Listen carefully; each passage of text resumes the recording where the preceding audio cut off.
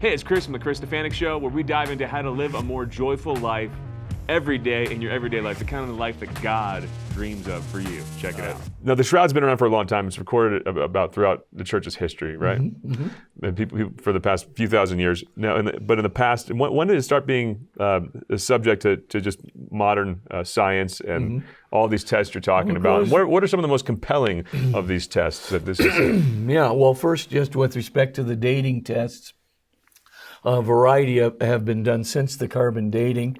The first one was, it was 3 tests done by Giulio Fanti, who is basically a testing, mechanical and thermochemical testing expert, and his group at the Italian National Labs, and they did a Fourier transformed infrared spectroscopy, a Raman laser spectroscopy. Lucky dogs getting the Shroud to test it like that. It's incredible. It's hard to get to that thing, right? That's right. Oh yeah, exactly. And mechanical compressibility and tension tests. He averaged all the weights of the various tests and came up with an age of 90 AD, plus or minus 150 years with a 95% confidence level.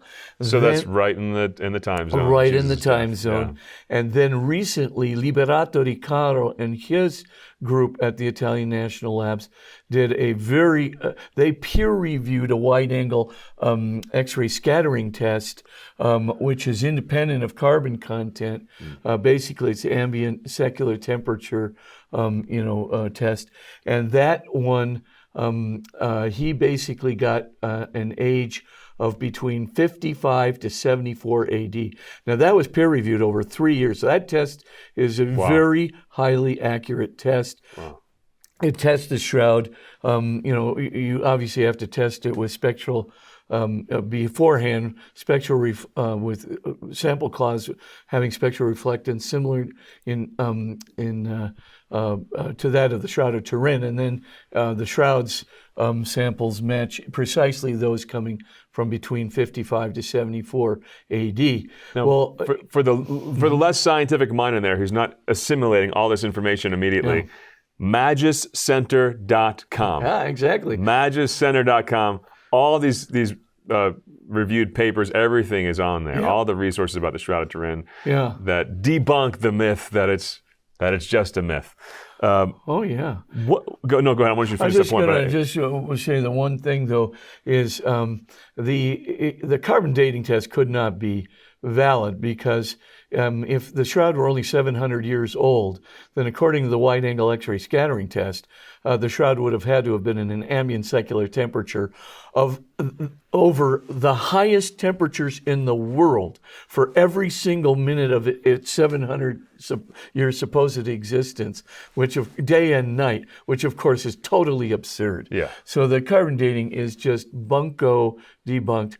But what's even more interesting is the face cloth of Oviedo in combination with it, because the face cloth of Oviedo is a face cloth it's got a provenance that goes back to 616 AD. And if you remember the Gospel of John, in there, when Peter and John go to the tomb and they're looking inside the tomb, John says, well, the beloved disciple saw that there was a face cloth rolled up in a separate place by itself, and the burial linens were, the Shroud was in another place over here by itself. Yeah. Well, as it turns out, in 616 AD, we have now a permanent record of bishop to bishop, finally given, to Isidore of Seville, which is put into, a strong box, basically, in the Cathedral of Oviedo in 700 AD, and never gets moved again from 700 AD onwards. Now, what's interesting is... Wait, have we looked at this face cloth? Oh, absolutely. Is it a matching face to the Shroud? Yeah, well, no, because there's no image on it. Remember, the face cloth in a crucifixion, when it was used to take the body from the cross, right? So they wrap it around the face, put the jaw up, put the cloth under the jaw, come around the top of the head, and bring it back down to the nape of the neck. And the reason was because this person would have been pummeled and, bloodied, and, there have been pleural edema fluid coming out of his nose, and his jaw would have been flopping. So they tried to make it, this is a beloved person. They didn't want to show the macabre face. So they basically brought it back to the tomb. Then they removed the face cloth. So this gets removed before the resurrection. On the other hand, so it gets the blood, but not the image. And by the way, on the shroud, as I'll be discussing, the blood preceded the image on the shroud, because what happened is as the image is produced, there is basically oxidation and dehydration, which produces friability in the cloth. And you can use electron microscopes. You can actually see whether or not there's friability underneath the bloodstain. Friability. Yeah, a little crispiness of the thread. Literally of fry. The fibrils. Yeah, sort of like sort of like that. But it just means a sort of a crispy consistency. That crumbles. The crumbly blood was consistency. somewhat fried by blast of heat and light.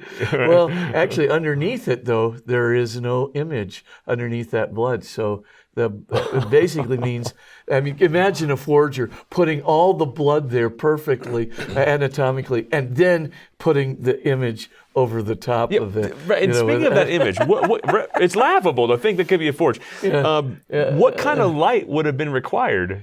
Well, actually, if you do the ultraviolet radiation hypothesis, it would be 6 to 8 billion watts. That's like 500. Just think of like 500,000, 500,000 searchlights worth of light energy proceeding from every point in that body for 1/40 billionth of a second. Hold on. I want you to say that again, because that is the most powerful resurrection image ever. Say that again a little slower. 6 to 8 billion watts of light energy, columnated vacuum ultraviolet radiation coming from that body. It's like 500,000 searchlights worth of light energy coming out for 1/40 billionth of a second. That, to be honest with you, in order to get a 1/40 billionth of a second pulse, you'd have to use an ARF excimer laser. And if you use that laser, it would have to exceed all the ultraviolet laser radiation capacity we have in every laboratory of the world today, and it still could not produce that image. That's how powerful that image is. That's how powerful the resurrection of Jesus is. Yeah, if you imagine for one seismic force, man. That's incredible. It's not only that, but dead bodies normally don't do that, so you're going to have a supernatural cause, obviously. And so that image, it's so powerful, and it goes right over the blood. So the blood stains are there first, and then the image goes over, and it's a perfect anatomical match because it's the same body that's giving rise to the blood and to the radiation that produces the image. But anyway, Have we done studies on the blood itself? Yes, we have. What have we learned about the blood? We have any DNA samples? Do we, what are we able to get out of it? Well, first of all, every of that 372 of those 372 blood stains, every single one of them is almost unsmeared, unfractioned. This is going to become very important in a moment. But also, it contains human hemoglobin. It has an AB blood type. It has human immunoglobulins. It has human whole blood.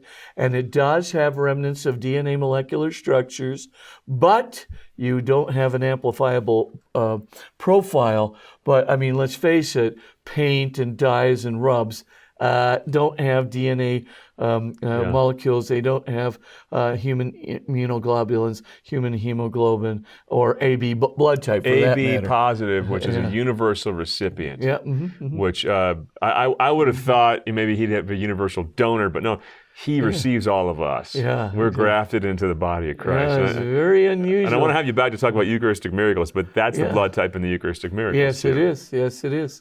As a matter of fact, those blood... Mind-blowing. Oh, well, It's mind-blowing. The crucifixion story. And wasn't that a great conversation? I personally love these conversations. They help me live life to the full. And it's great to be able to do this in a way that you get to be a guest just watching and joining me in this journey to the kind of life that Jesus made us for. Be sure to subscribe so you never miss a video. We'll see you in the next one.